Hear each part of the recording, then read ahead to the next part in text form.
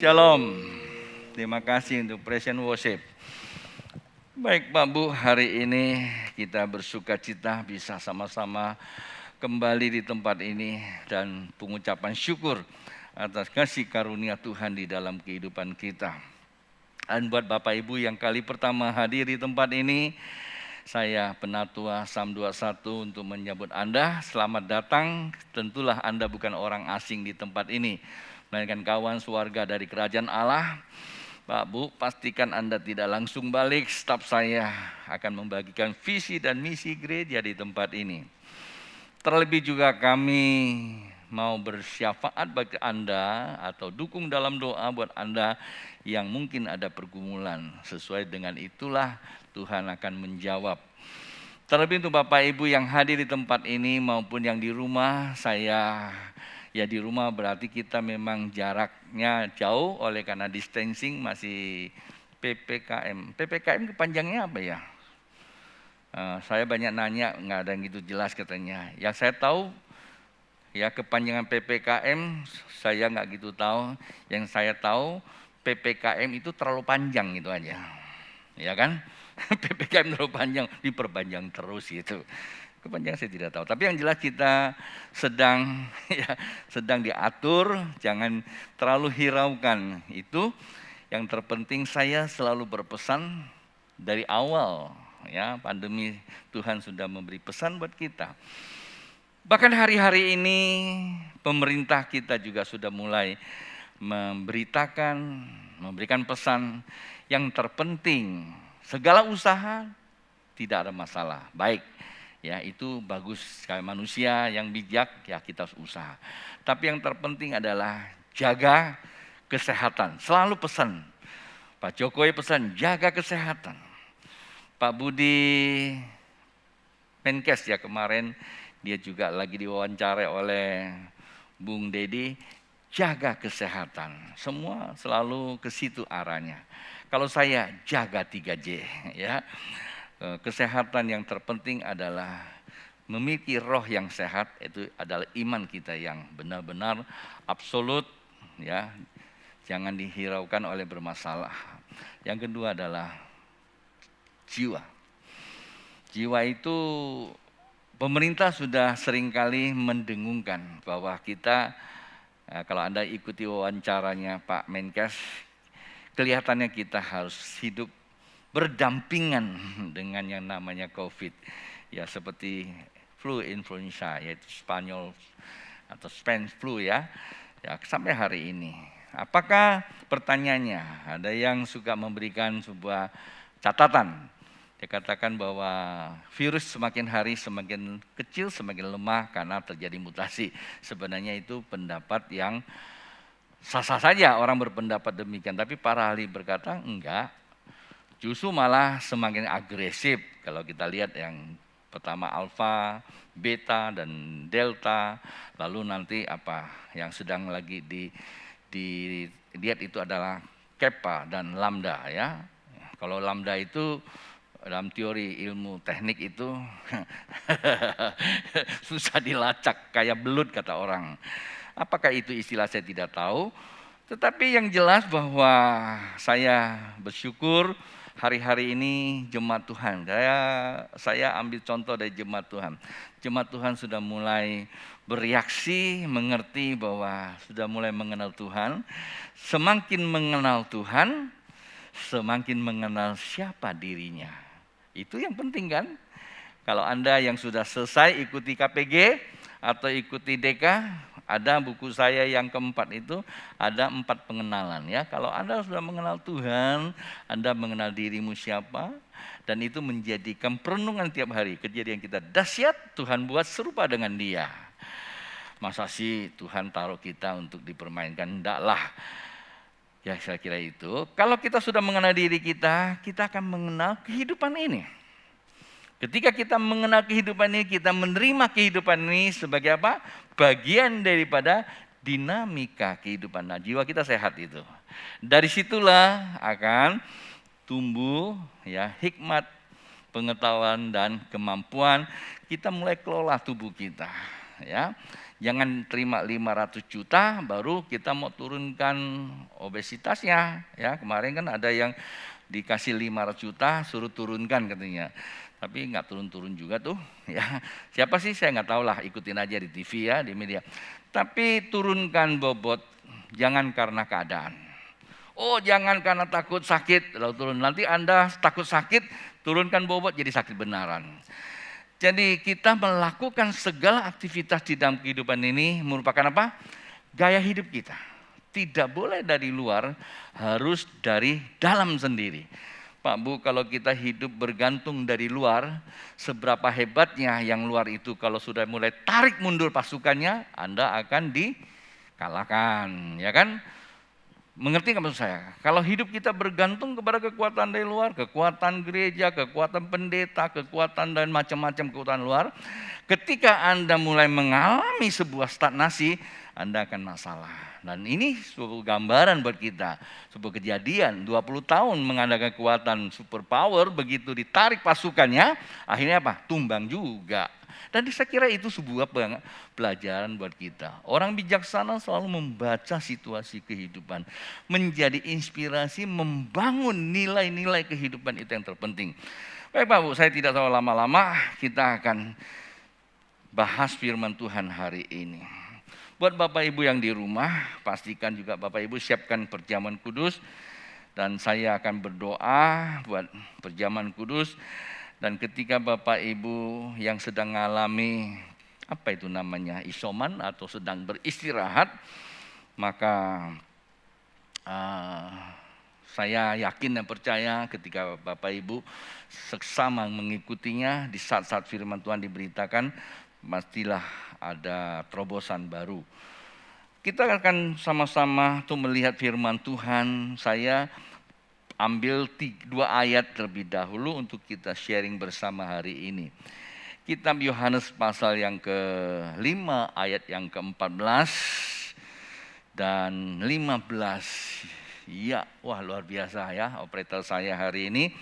Anda perhatikan apa yang tersurat di situ ya.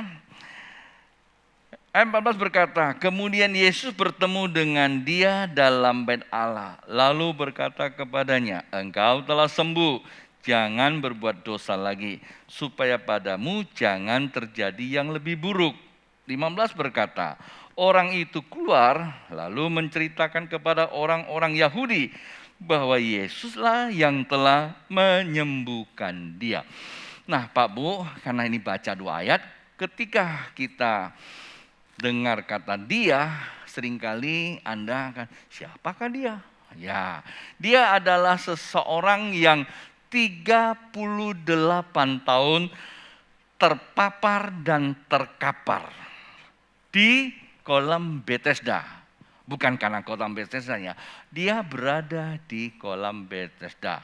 Dalam survei saya, karena ketemu Tuhan Yesusnya di situ, ya, di situ. Ya kalau Anda lihat di situ, 38 tahun bukanlah waktu yang singkat dan juga bukan waktu yang terlalu lama kalau kita mau bicara seperti itu ya. Bentar saya lihat. Tetapi bukan itu isunya. Dan disinilah kita perlu pelajari bagaimana orang seperti dia. Apakah 38 tahun di situ dia diam? Enggak. Kalau kita mau melacak terus di dalamnya, maka saya mau jadikan ini bahan untuk kita pelajari sama-sama. Ya, yang menarik buat saya ada beberapa poin yang terpenting, minimal ada 4 poin untuk kita pelajari bersama.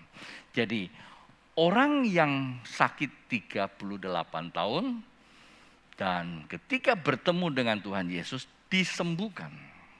Pertanyaannya, 38 tahun usaha enggak? Usaha. Loh kenapa tidak sembuh? Usaha manusia terbatas. Jikalau kita terus berusaha, ya, yang jadi pertanyaan adalah begini.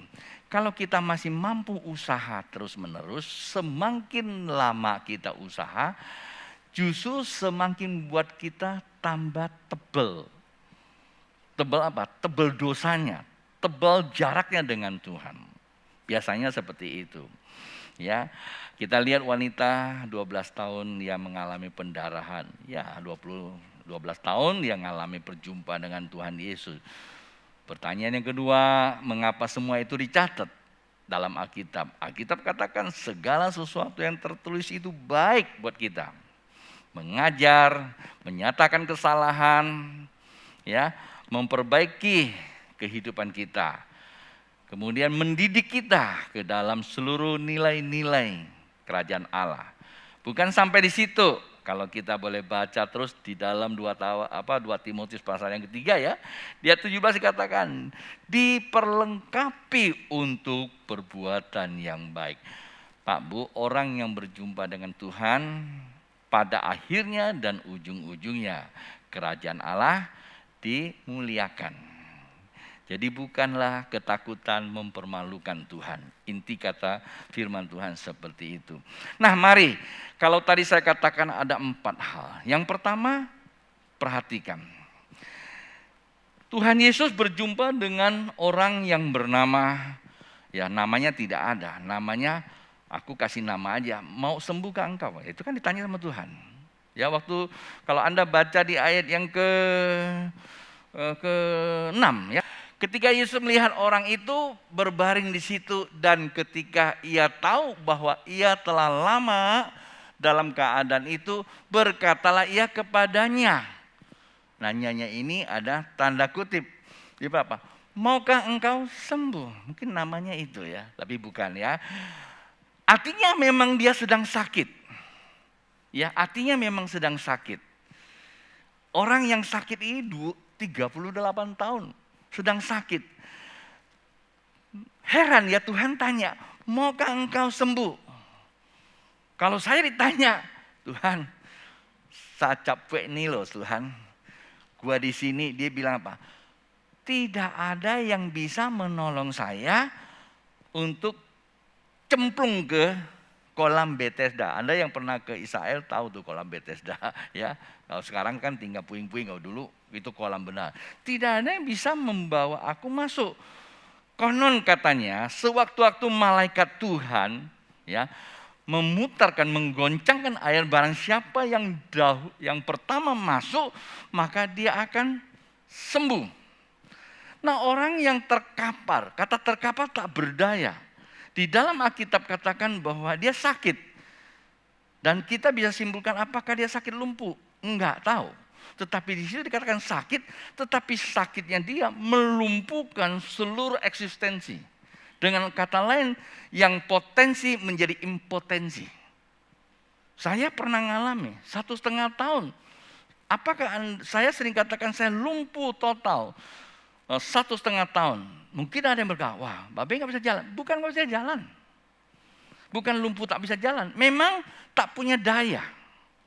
Tak punya daya. Lalu ditanya, apakah Babe mau sembuh? Mau, cuma gak bisa. Nah dia kata, aku sudah usaha tapi tak bisa. Nah, kenapa Tuhan tanya?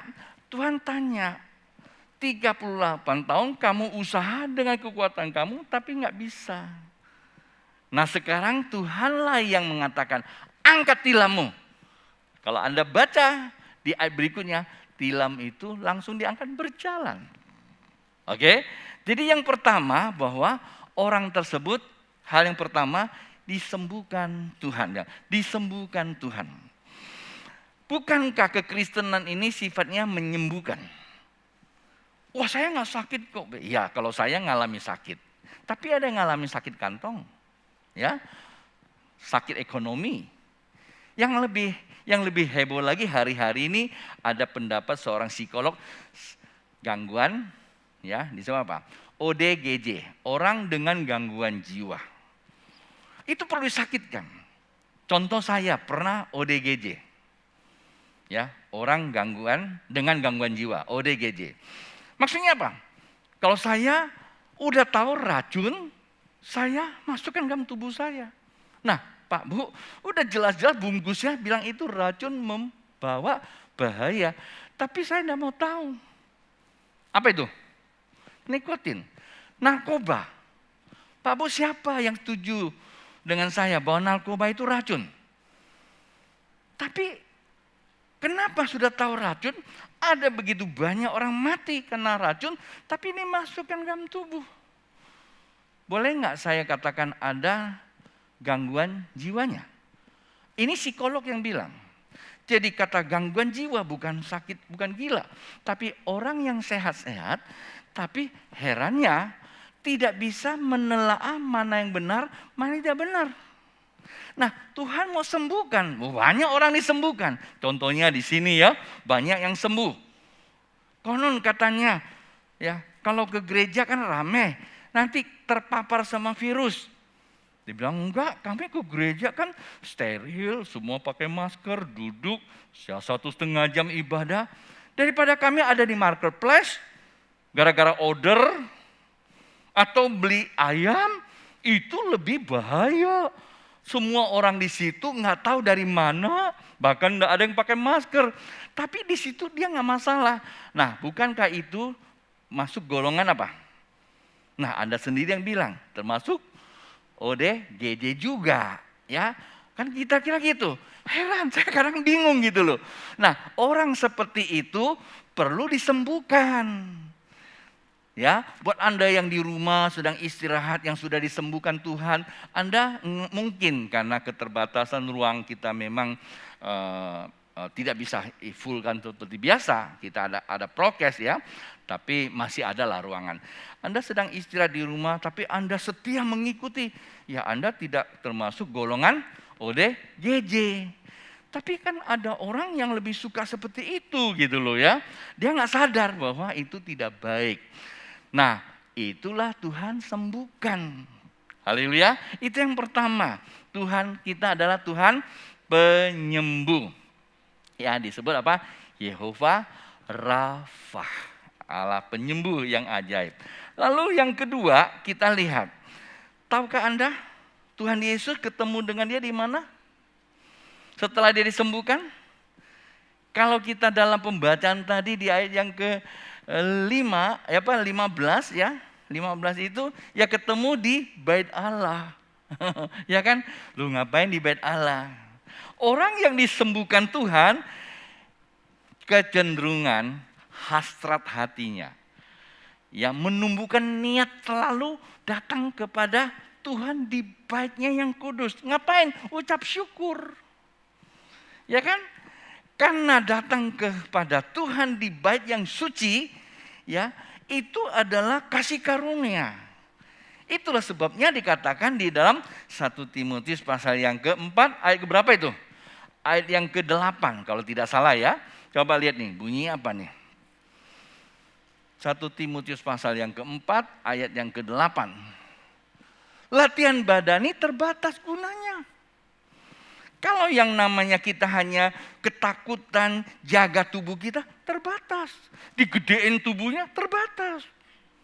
Terus cari uang yang banyak yang penting, terbatas. Punya pabrik gas lagi. Oksigen aja masih nggak sanggup. Mengerti nggak? Terbatas semua, boleh nggak? Boleh. Tetapi dikatakan apa? Ibadah itu berguna dalam segala hal. Dalam hal apa saja? Dalam segala hal, dalam hal kamu nanti latihan tubuh kamu, ya akan diberikan perlindungan. Dalam kamu lagi goes ada perlindungan, ya. Ada salah satu jemaat kita punya ponakan, ya saya hampir juga nggak berani goes dulu ya. Dia karena dia masih muda, keluar dari rumah jam 5 subuh, dari rumah baru keluar, ya kena batu terpleset truk lewat, tak langsung jalan. Ya, nah ada begitu banyak bencana bisa menimpa kita. Kita perlu pertolongan Tuhan. Nah ini dia nih, karena apa? Mengandung janji, usaha juga akan mengalami kemudahan. Negosiasi mengalami kemudahan. Orang mau nipu kita tahu wajahnya wajah penipu. Halo, karena ada pencerahan. Lalu apalagi ya? Baik untuk hidup ini maupun untuk hidup yang akan datang. Anda tahu tuh akan datang apa? 1 jam aja kita nggak tahu. Mana pernah kepikir sama kita pakai masker? Nggak pernah kepikir kan? Tapi begitu kita dimasuk dalam masa pandemi, semua ketahuan siapa dia. Murid Kristus atau orang Kristen. Kalau orang Kristen itu, wah, bawanya ngeluh. Pagi tadi sebelum saya datang, saya nonton TV, ada satu paparan dari seorang ahli. Orang yang bohong, orang yang takut itu menimbulkan gerakan namanya apa? Menumbuhkan kimiawi dalam tubuhnya. Bohong, janji bohong. Janji nggak pernah, itu menumbuhkan apa? Reaksi kimiawi. Kimia apa itu? Yaitu kortisol. Nah, kortisol itu adalah pembasmi utama daya tahan tubuh. Rajin ke gereja masih suka bohong. Ya kan? Terus banyak ciptakan move untuk menutupi dirinya. Itu semua menimbulkan reaksi kimia. Itu ahli loh yang bilang, dokter loh. Ya saya cuma pinjam aja. Wah ngeri-ngeri juga ya. Jadi betul kata Alkitab, bohong itu dosa. Dosa sama dengan apa? Mau, bukan mau lagi gitu loh. Mau berdosa lagi gitu loh. Terus kalau maut kan berarti hilang.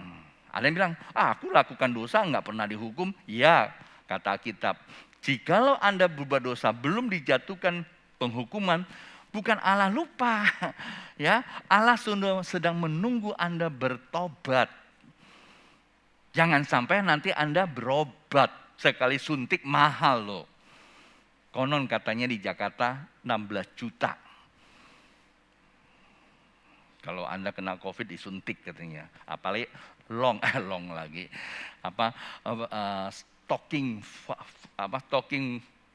badai stocking ya, badai stocking. Bukan stocking ini loh, bukan. Kalau ini bukan badai, ini benci. Ya, susah ngomong. Oke, itu yang kedua. Itulah sebabnya dikatakan dalam mana? Ibrani pasal yang berapa? Pasal yang ke-12 ayat yang 15 ya. Pasal 12 15 dibilang apa tuh? Coba lihat. Jagalah supaya jangan ada seorang pun menjauhkan diri dari apa? Kasih karunia Allah. Agar jangan tumbuh akar yang pahit. Yang menimbulkan apa? Kerusuhan dan yang mencemarkan banyak orang. Ibadah kan kasih karunia. Hidup kita karena kasih karunia. Jangan jauhkan kasih karunia Pak Bu. Cobalah kalau kita sering-sering jauhkan kasih karunia. Jauhkan daripada apa yang Tuhan sediakan. Timbulkan apa? Kepahitan enggak? Kepahitan, saya ikut begini aja, waduh saya juga ngeri-ngeri sedap, nanti langsung giniin lagi nih. Diginiin dia, kan kepahitan itu. Nah itu numbuhkan apa? Kortisol. Ya kan? Mestinya terima apa? Sebagai pengajaran. Pengajaran berapa? Buat memberikan kepada kita apa? Mengajar kita. Memperbaiki sikap dan perilaku kita. Itu yang kedua. Lalu yang ketiga gimana? Yang ketiga dia bilang, hei hati-hati lo. Ya, kamu sudah sembuh. Kalau saya ngomong gitu mungkin, coba kita kembalilah tadi ya. Yohanes pasal yang ke-5, ayat yang ke-15-nya. Nah, lalu menceritakan 15. Orang itu 14 ya. 14 dulu, 14. Ya. Kemudian Yesus bertemu dengan dia dalam bait Allah lalu berkata kepadanya, "Engkau telah sembuh. Jangan berbuat dosa lagi." Supaya apa? Padamu jangan terjadi yang lebih buruk. Coba ya kita survei sedikit dengan ayat yang lain. Di dalam Matius pasal yang ke-12 ada satu teguran yang luar biasa, ada satu pengajaran yang menarik untuk saya sampaikan. Matius pasal 12 ayatnya yang 43. Matius ya, apabila roh jahat keluar dari manusia, ia pun mengembara ke tempat-tempat yang tandus, mencari perhentian, tetapi ia tidak mendapatkannya. Lalu 44. Lalu ia berkata, aku akan kembali ke rumahku. Kembali ke Jakarta, ku kan kembali lagi. Itu ke Jakarta dulu kalau lagi sama Nyak. Saya mau pulang ke Jakarta ya saya nyanyi ini. Kalau dia nyanyi apa? Telah lama kau kutunggu. Habis selesai saya pulang sini nih, udah temu nih 1 minggu, terus saya nyanyi ke Jakarta. Wah, air mata. Itu dulu ya 45 tahun, 43 tahun yang lalu, 45 tahun yang lalu ya, 45 tahun ya. Oke, lalu ya kembali ke rumah yang telah kutinggalkan itu. Maka pergilah ia, dia nggak kembali loh ya. Pergilah ia dan mendapatkan rumah itu kosong, bersih, tersapu dan rapi teratur. Rupanya iblis juga memang mempunyai kriteria. Kriterianya iblis itu kriteria iblis kan saatnya paling baik buat dia. Saat yang paling baik itu saat yang paling buruk buat kita. Kata Tuhan Yesus apa? 3K. Setan datang kepada iblis kan. K pertama apa? Kebutuhan. Dia coba dengan kebutuhan. Kita kejar, kerja, cari duit, nggak salah. Tapi hati-hati. Kalau kita kejar, kerja, tanpa Allah, masalah. Itu berarti kena K pertama, godaan setan. K kedua apa? Naik ke atas, jatuhkan dirimu. Itu K yang kedua, kesombongan. Ya, susah diatur. Pengen jadi penguasa, mau nguasain orang. Nah, itu K yang kedua itu, kekuatan namanya. K yang ketiga apa? Sembahlah aku, maka seluruh isi dunia akan kuberikan. Itu namanya keyakinan. 3K ini setan datang. Maka kalau Anda baca di dalam kitab Matius pasal yang keempat, ya, atau Lukas pasal 4 ayat 13, setelah dia coba Tuhan Yesus gagal, dia mundur teratur. Bilang apa dia? Tunggu waktu yang baik. Nah, waktu yang baik itu saat kita sedang terpuruk. Pandemi bukanlah keadaan yang buat kita buruk. Pandemi ada dinamika kehidupan. Tapi karena jiwa kita yang belum terbangun, kita menjadikan apa? Kita masuk di suasana yang buruk. Hati kita terpuruk. Itu menjadi saatnya iblis itu masuk. Maka dikatakan, engkau sudah disembuhkan. Jangan membuka dirimu lagi. Supaya si setan itu masuk. Kalau Anda buat dosa, berarti itu adalah pintu buat iblis masuk. Paham nggak Pak Bu saya maksudkan ini? Berapa banyak orang namanya Kristen sudah ke gereja. Bahkan bisa melayani di atas mimbar. Heran loh. Di sini kagak ada. Yang saya ngomong tuh teman saya ngeluh. Pastor Tony karena Pontianak itu pengerja-pengerja kamu rajin nggak? Oh rajin. David sama Andi yang ngatur. Kalau ada Zoom semua hadir. Ikuti komselnya para WL, worship leader, passion worship. Bagus ini. Kalau kami di tempat kami, saya nggak mau kasih tahu kotanya. Itu kalau dikasih jadwal, dia datang tuh. Tapi soal ibadah, alasannya apa? Jaga diri, batas diri. Nah ini kan termasuk orangnya apa? Heran. Saya bilang kamu kasih pelayanan, enggak kasih. Rusakin jemaat itu namanya. Ya kan? Dia yang bawa virus itu nanti. Dibilang, aduh. Terus saya mau pengen kasih tahu sama David, sama Andi. Coba cek di kitabnya gimana. Oh kalau kitabnya semua bagus-bagus. Pelayan kita semua bagus. Begitu gembala kasih semuanya kumpul. Ibadah, doa pagi. Wah. Ini Babe lagi hibur. Ya enggak lah. Ya buktinya kemarin saya undang semuanya hadir ya. PKS terus melihat jemaatnya, doakan jemaatnya. Itulah orang yang setelah sembuh. Ya kan? Ibadah itu ucap syukur. Kita menandakan kita masih diberi kesempatan. Oh, mungkin kalau kita ngeri loh kalau kita kumpul ramai, mari kita rame-rame bersihin. Ya kan? Kemarin ada yang usahakan saya lagi, kalau sudah over kapasitas kita buka jam ibadah lain. Minimal sih 3 jam. Tapi kalau 2 jam, ya udah jemaat yang pertama ibadah, belum pulang dulu, bersihin ruangan, semprot-semprot dulu. Kasih yang jemaat yang kedua. Wah itu bagus. Namanya sudah sembuh. Halo?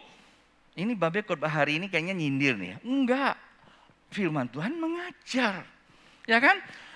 Ucap syukur itu memberi. Bukan datang cuma hanya terima. Kalau kita cuma tiap hari terima jadi anak kecil. Nggak pernah dewasa Pak Bu. Itu yang tadi keberapa? Ketiga. Sekarang keberapa? Kelima. Keempat. Apa itu keempat? Nah keempat itu yang di ayat 16. Dibilang apa tuh ke-16 tadi? Oh masih di sini ya. Yohanes yang pasal yang ke 5 ayat 16. 5:16 berkata begini. Dan karena itu orang-orang Yahudi berusaha.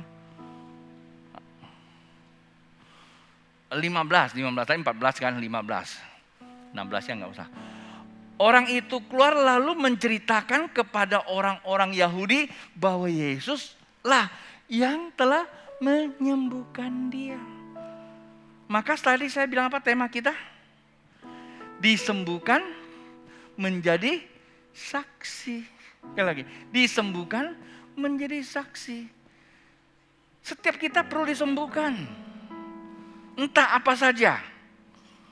Mungkin karena kita punya masalah kehidupan, perlu disembuhkan. Kalau disembuhkan yang kedua apa? Kita perlu ibadah syukur, memberikan diri kita, datang ucap syukur. Ya. Ketiga, hidup dalam kebenaran. Kita harus hidup dalam kebenaran kenapa? Iblis itu bisa masuk lagi. Minggu lalu kita belajar di sini bahwa kebenaran memerdekakan. Kalau kita hidup dalam kebenaran, maka virus bisa masuk, pulang lagi. Nah itu aja. Maka kemarin Bro Gideon saya suruh dia vaksin.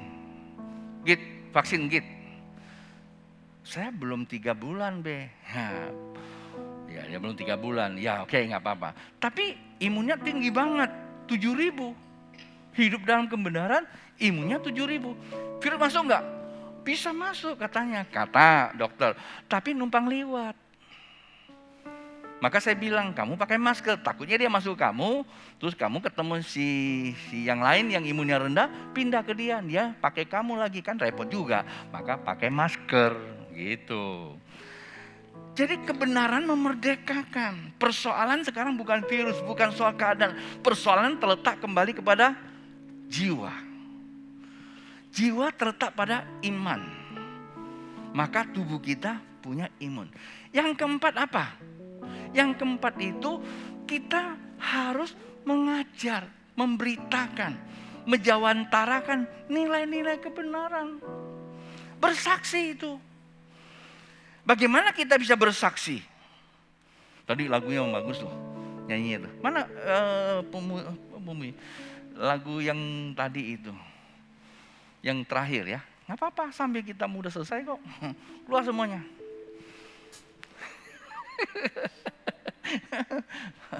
Aku udah selesai kok.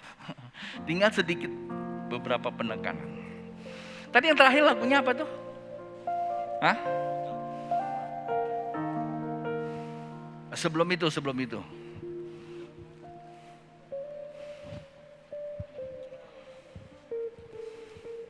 Nah terus?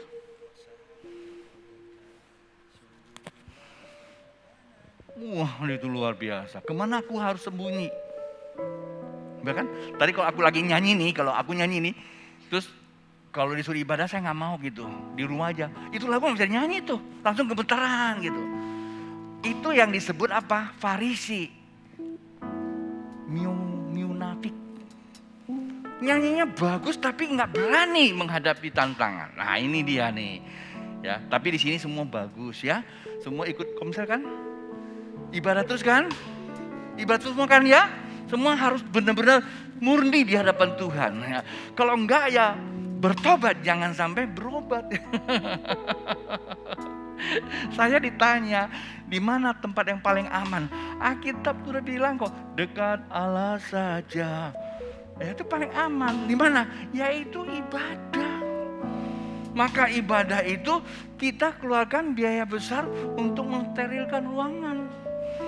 Lalu coba Bapak Ibu masuk ruangan. Begitu maskernya turun dikasih tahu, naikin ya Pak ya. Nah, Maksudnya apa? Selama 1 jam sekian menit, kita semua dalam suasana hadirat Allah terjamin. Lebih kita atur. Loh kok kita ngatur diri kita sendiri? Kan semua ngatur diri sendiri. Yang sedih siapa? Bapak Ibu sendiri. Nanti kalau Bapak Ibu kena masalah, yang bikin repot siapa? Yang direpotin siapa? Orang tuanya tentunya. Ya, lingkungannya tentunya. Gereja teman-temannya pasti repot juga.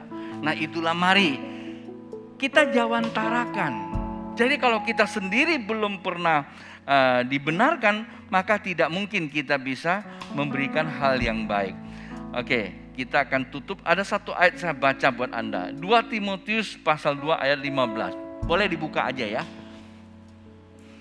Usahakanlah supaya engkau layak di hadapan Allah sebagai seorang pekerja yang tidak usah malu.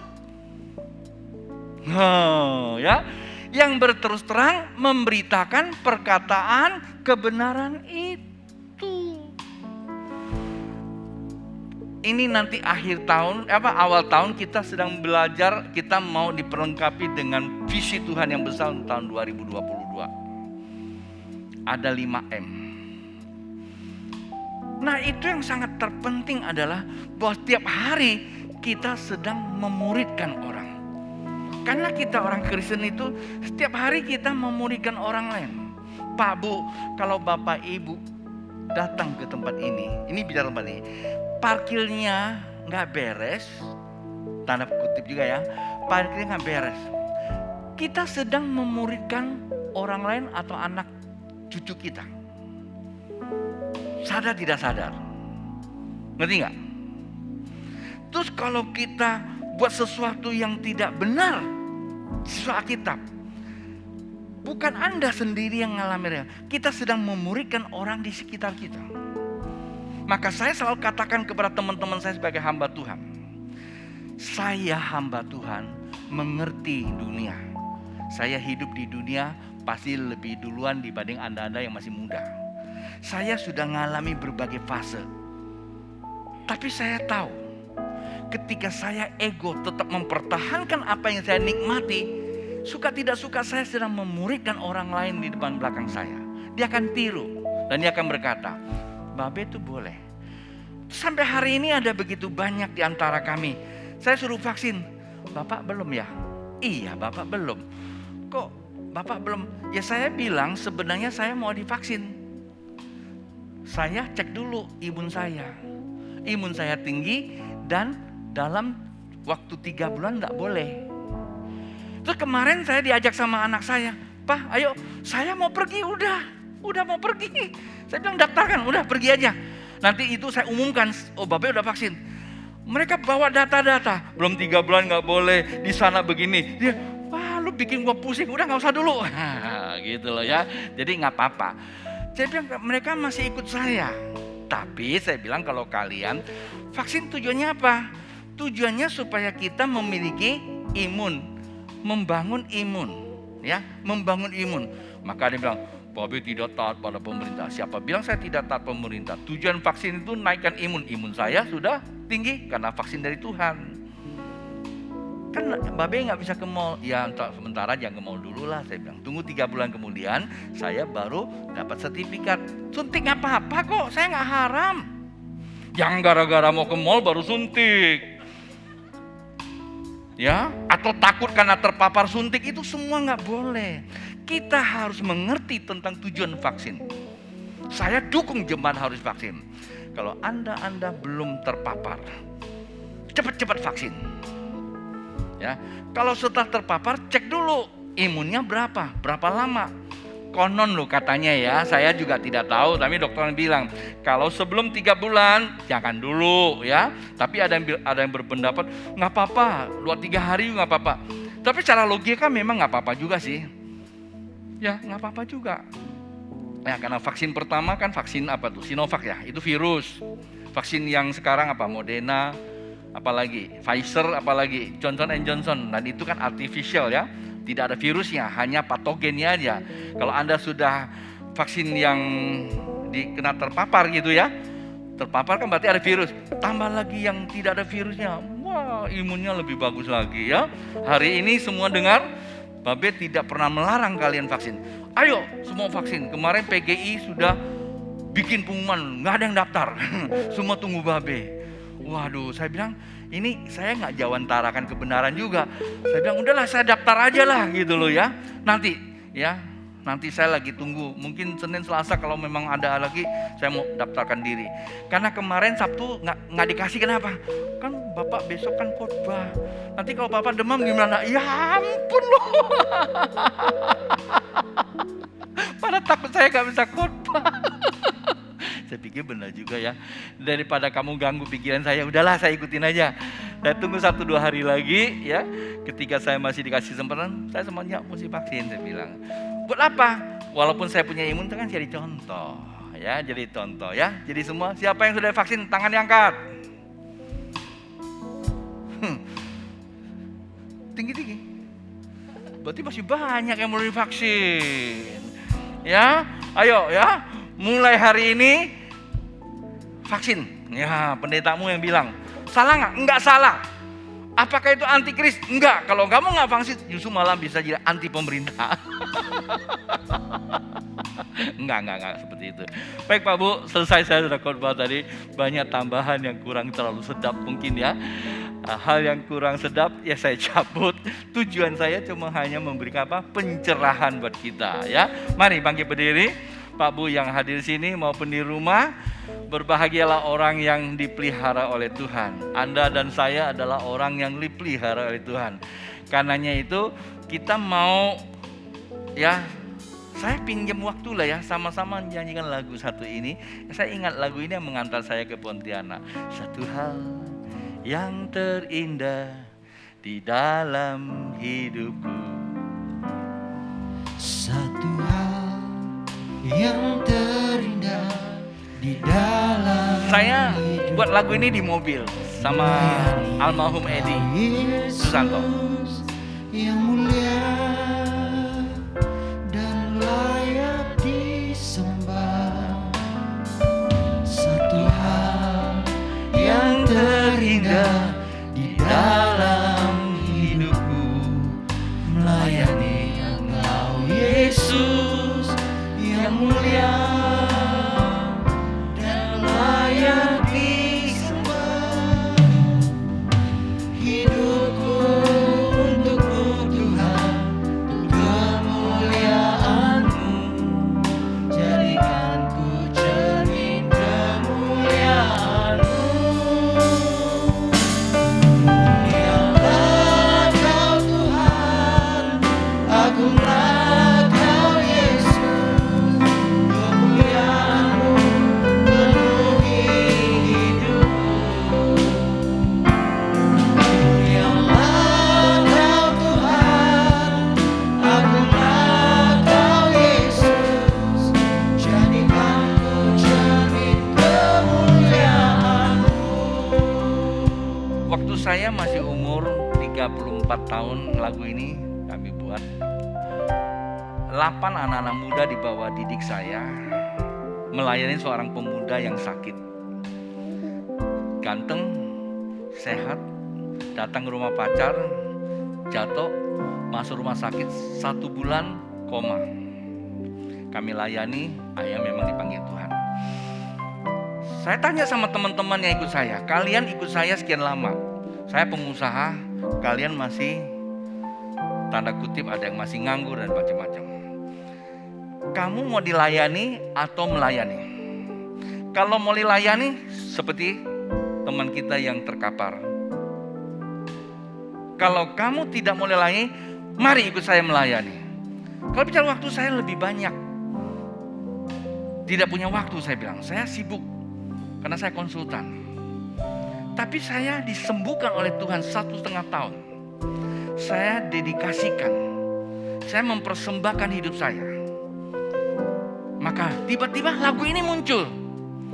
Waktu kami selesai ditulis oleh Edi, di mobil langsung kita nyanyi. Dan dari lagu inilah anak-anak muda ini bersama saya ke Pontianak. Di antaranya Ada Andreas, bukan Andreas ini, Andreas yang udah balik Jakarta, Rudi, ya, dan ada beberapa orang yang masih bertahan. Edi, terutama juga Edi yang sudah meninggal almarhum. Kami ke Pontianak mengambil keputusan untuk serahkan hidup kami kepada Tuhan. Lalu diutus ke Pontianak. Walaupun pertama kami ditanya mau makan apa di Pontianak, saya bilang Tuhan saya yang mencukupkannya. Sekalipun mengalami berbagai persoalan. Tapi hari ini adalah bukti. Banyak di antara bapak-bapak ibu yang sudah lama di gereja ini bersama saya awal-awal tahu buktinya Tuhan memberkati kita. Gereja ini muncul bukan karena kita ngambil alih gereja orang lain. Gereja ini muncul bukan karena saya mungkin sudah bangkrut buka gereja. Gereja ini muncul bukan karena apa? Hasil daripada ini adalah Tuhan melalui bapak ibu semua. Saya jadi alat ada di sini. Mari Pak Bu, Tuhan mau berkati kita.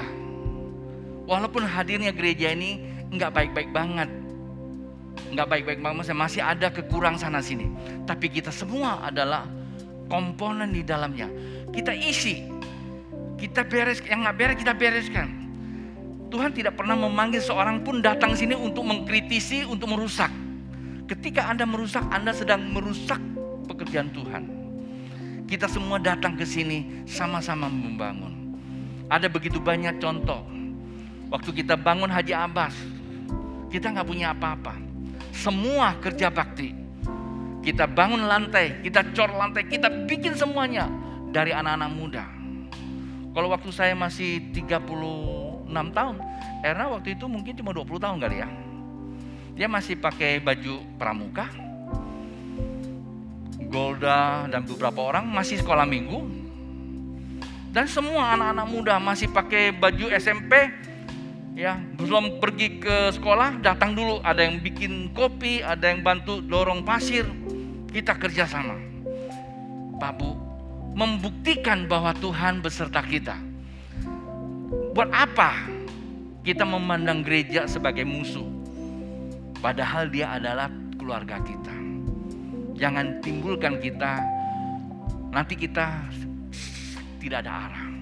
Hari ini saya hamba Tuhan. Saya dipanggil Tuhan melayani Bapak Ibu sekalian di sini. Ya, satu hari pasti juga dipanggil Tuhan berpulang ya. Hari ini saya dipanggil, dikirim ke sini untuk melayani Bapak Ibu. Tidak ada ikatan. Jikalau Bapak Ibu dengan kerendahan hati, mari kita ikatkan kesepakatan kita di hadapan Tuhan melalui perjamuan kudus. Dimanapun Anda berada, doa saya cuma satu. Anda harus bangun nilai ke atas sendiri. Jangan bergantung kepada gereja. Tadi saya katakan gereja memang hadir tapi sebagai saksi, sebagai alat untuk menyaksikan kemuliaan Tuhan. Tapi semuanya harus mempunyai hubungan pribadi ke atas. Itu yang paling kuat. Ketika menghadapi tantangan badai kehidupan akan datang, Anda akan kuat. Di rumah, Bapak Ibu yang mungkin sedang di rumah sakit dimanapun Anda berada, mari kita satukan hati untuk datang kepada Tuhan.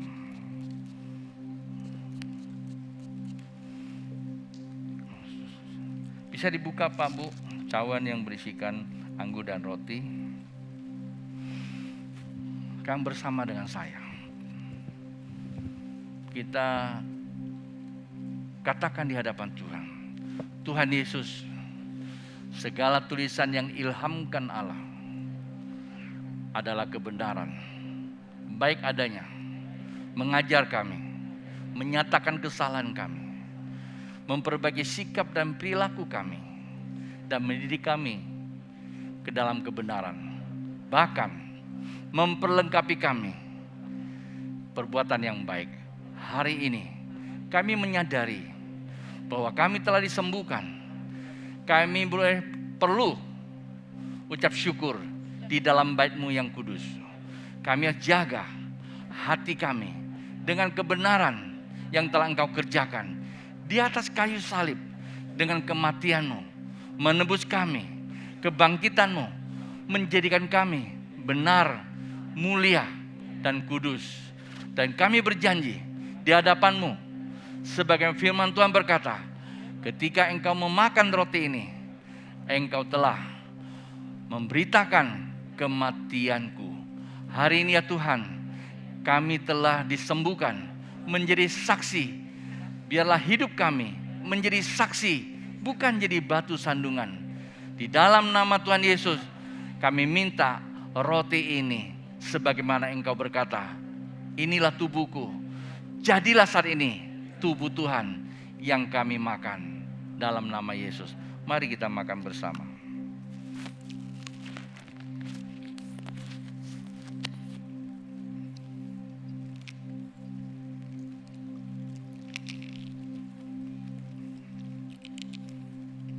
Kacauan yang berisikan anggur, dan bersama saya katakan, Tuhan Yesus, anggur yang kami angkat, Engkau sendiri yang berkata, inilah darahku, darah perjanjian.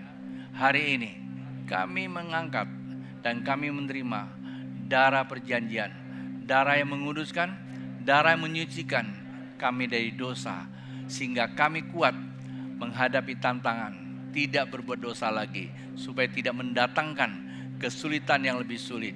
Dalam nama Yesus, mari kita minum bersama.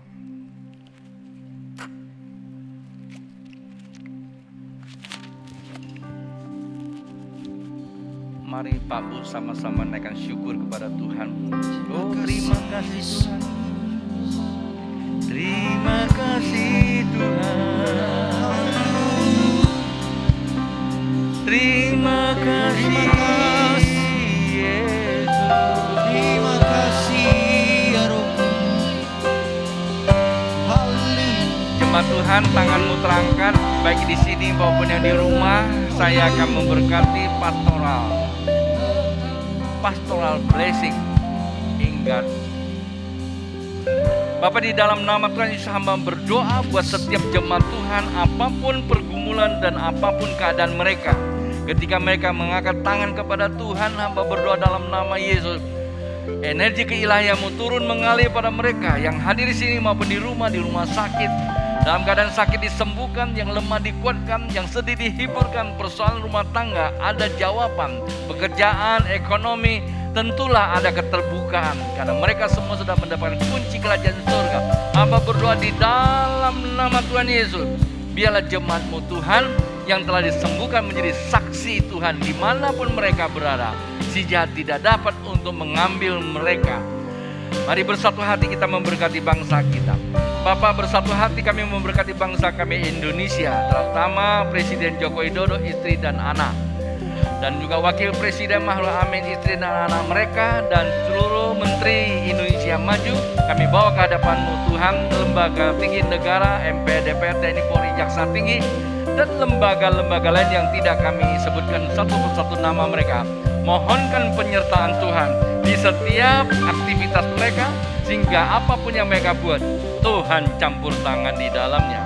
Demikian juga kami berdoa buat pemerintah daerah, gubernur, wakil gubernur, bupati, wakil bupati, wali kota, wakil wali kota, dan sampai kepada kelengkapan jajaran sampai terendah, camat, lurah, RW, RT. Ke dalam Tuhan kami serahkan, mohonkan penyertaan Tuhan atas mereka, memberkati tenaga medis yang saat bertugas, dan Tuhan biarlah Engkau melawat dan menjaga mereka di dalam setiap aktivitas mereka pelayanan kesehatan, dan juga setiap mereka yang saat ini sedang melayani, baik pengamanan, TNI, Polri, maupun juga termasuk Hansip, Satpam, kami serahkan dalam tangan kasih Tuhan. Dan juga mereka yang menjalankan tugas untuk mengendalikan transportasi udara, laut, darat, Tuhan sertai mereka di dalam setiap aktivitas, mercusuar radio pantai dan ATC. Kami juga berdoa biarlah Tuhan yang memberikan mereka kekuatan. Terima kasih buat jemaat Tuhan juga yang sedang berpergian dan perjalanan, Tuhan sertai mereka. Di dalam nama Bapa, Anak, dan Roh Kudus kami serahkan mereka dalam tangan-Mu. Jemaat yang kasih Tuhan dan saya kasihi, mari kita pulang dan terimalah berkat dari Allah Bapa, cinta kasih Tuhan Yesus di dalam persekutuan Roh Kudus membawa sekalian dari saat ini sampai Yesus datang kedua kali. Yang percaya katakan amin.